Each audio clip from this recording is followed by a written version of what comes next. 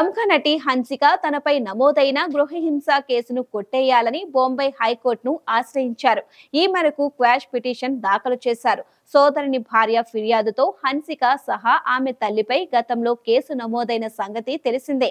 Hansika petition పై విచారించిన justice Sarang Kotwal, justice SM మోదక్లతో కూడిన ధర్మశాసనం ఆమె సోదరుని భార్యకు నోటీసులు జారీ చేసింది.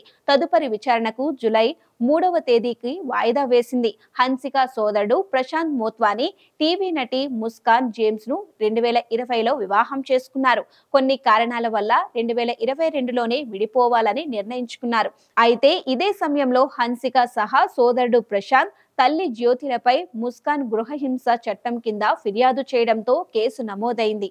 ఈ క్రమంలో 2025 ఫిబ్రవరిలో హన్సిక, జ్యోతిలకు ముంబై సెషన్ కోర్ట్ ముందస్తు బెయిల్ మంజూరు చేసింది. ఆ తరువాత విచారణ సాగుతోంది.